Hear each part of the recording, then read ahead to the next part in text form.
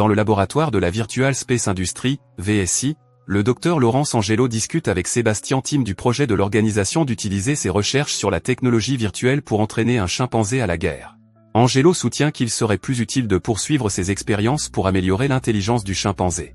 Tim rappelle que son financement provient de la direction, qui souhaite qu'il stimule la rage primitive de l'animal pour voir ce qui se passe sur le champ de bataille virtuel. Bientôt, le chimpanzé appelé Roscoe 1138 est soumis à l'expérience et réussit à éliminer toutes les menaces qui pèsent sur lui.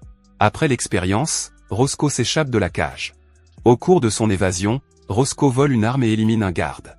Roscoe trouve bientôt la sortie, mais il est touché par une balle. Tim annonce à Angelo que Roscoe s'est échappé. À la recherche d'un abri, le chimpanzé blessé se retrouve à l'extérieur d'une église, où Job Smith s'occupe du jardin.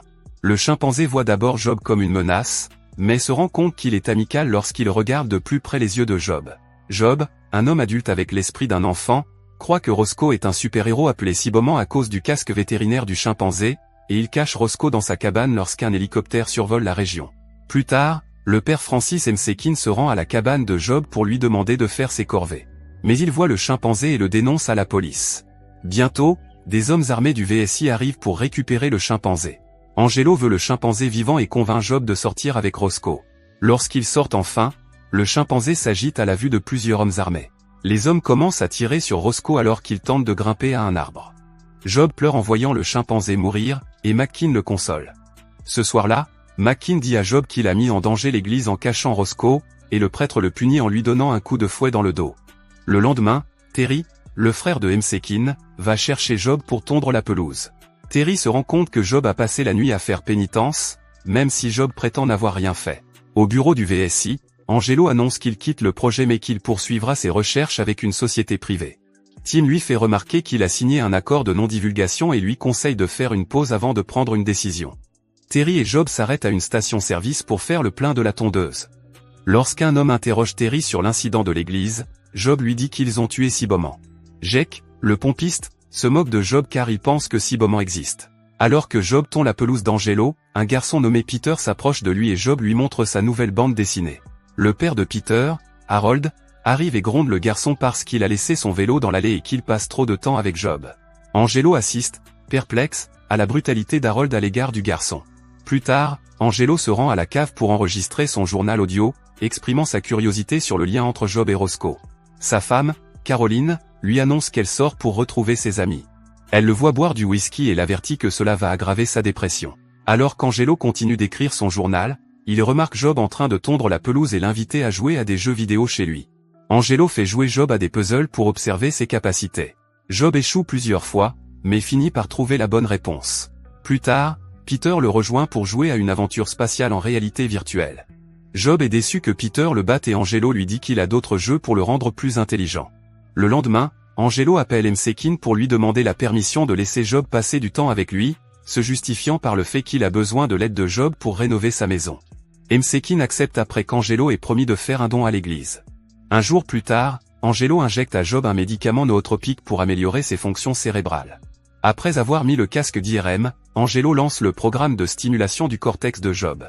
Job est effrayé par les symboles et les lumières vives qui volent vers lui, Angelo lui dit de se détendre. Après la séance, Angelo note dans son journal que l'expérience a eu un effet positif sur le cerveau de Job. Il envisage donc d'augmenter le dosage et de soumettre Job à des séances plus intenses. Alors qu'il se prépare à travailler, Msekin voit Job en train de lire un livre de mathématiques et le gronde. Terry dit au prêtre de laisser Job lire parce qu'il essaie de devenir plus intelligent. À mesure que les fonctions cérébrales de Job s'améliorent, il commence à faire preuve de maturité. En se regardant dans le miroir, il imite un cow-boy dans une publicité de magazine. Lorsqu'Msekin entre dans sa cabane, il gronde Job parce qu'il se promène chez lui sans chemise. Job rétorque qu'il mérite un peu d'intimité parce qu'il paie son loyer. Job demande alors ses gains pour pouvoir s'acheter de nouveaux vêtements et de nouvelles bottes. Msekin tente de le fouetter pour son insolence, mais Job lui attrape la main et lui dit qu'il ne devrait pas frapper les gens.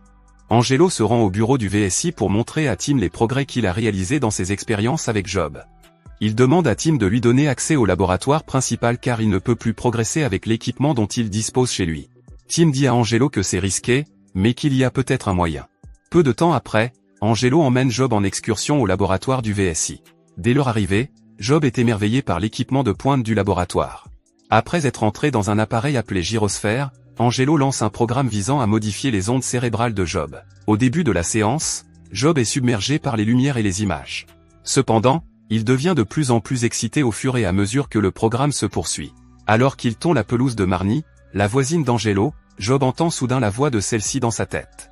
Lorsqu'il la voit, Marnie l'invitait à boire un verre de limonade. Marnie le séduit et lui fait l'amour.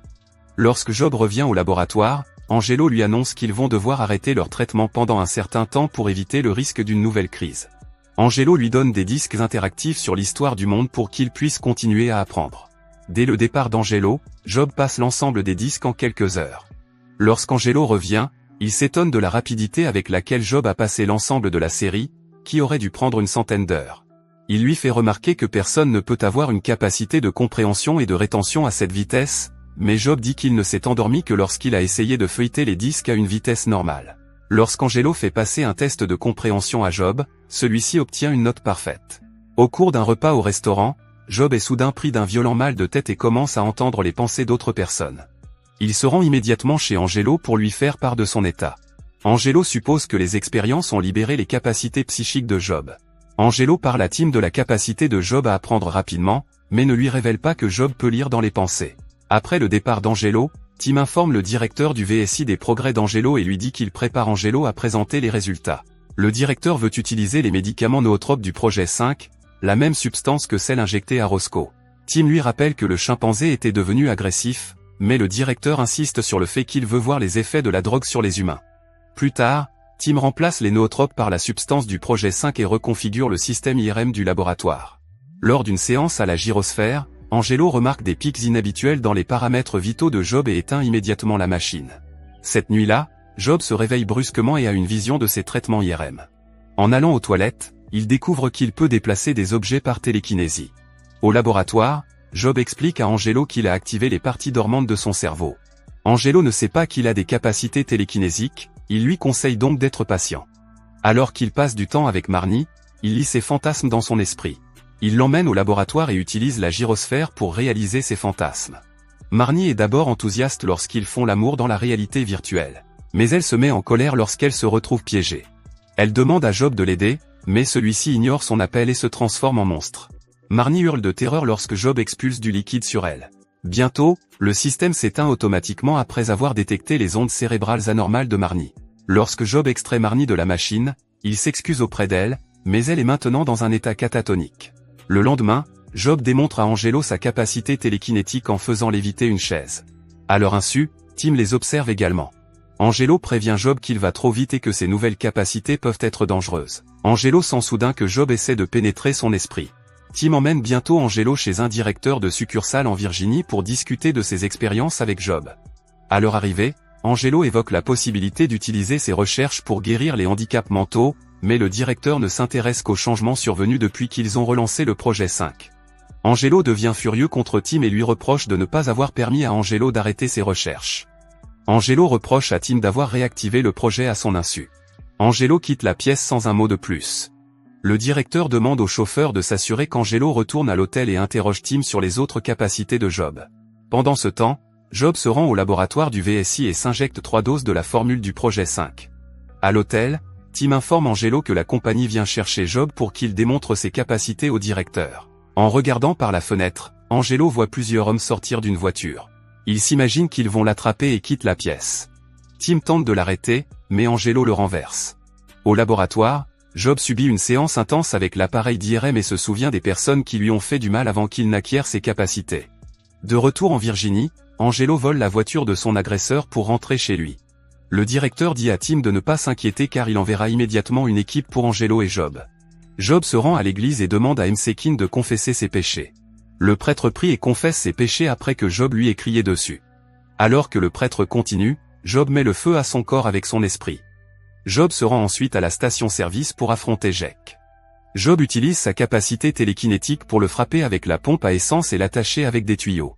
Il implante ensuite le programme de l'homme tondeuse dans l'esprit de Jack pour le rendre catatonique.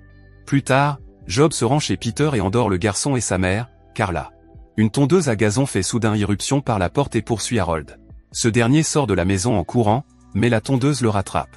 Le lendemain, Angelo arrive et apprend qu'il y a des morts inhabituelles dans le quartier.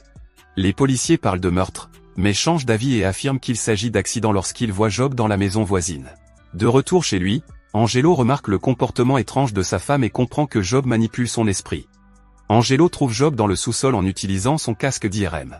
Lorsqu'Angelo utilise le casque, Job apparaît dans son corps virtuel et explique qu'il a l'intention de créer une utopie dans le monde virtuel. Le Job physique annonce alors qu'il se rend au laboratoire pour pirater l'ordinateur central. Il dit qu'Angelo saura qu'il est entré dans le réseau neuronal lorsqu'il entendra tous les téléphones sonner en même temps. Job apprend que le VSI va l'attraper, alors il attache Angelo et lui met des écouteurs pour qu'il puisse regarder ce qui se passe à l'étage. Lorsqu'un homme frappe à la porte, Caroline sort son revolver et le tue. Un autre homme tire sur Caroline jusqu'à ce qu'elle tombe sur le sol, morte. Job apparaît aux hommes de main du VSI sous sa forme virtuelle. Et il lui tire dessus. Job tue les deux hommes en brisant leurs molécules.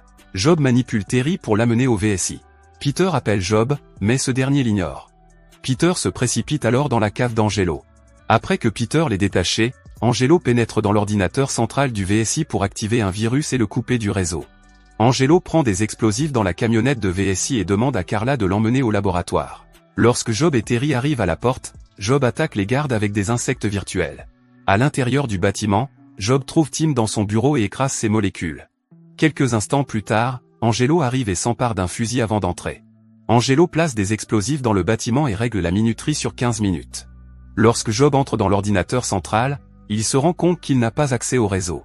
Lorsqu'Angelo retire le casque de Hervé, il découvre que le corps physique de Job s'est décomposé.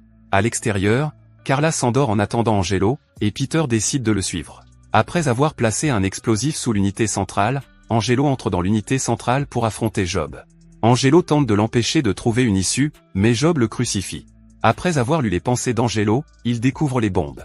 Job tente de les désactiver, mais se rend compte qu'il a perdu ses capacités lorsqu'il s'est installé dans l'ordinateur central.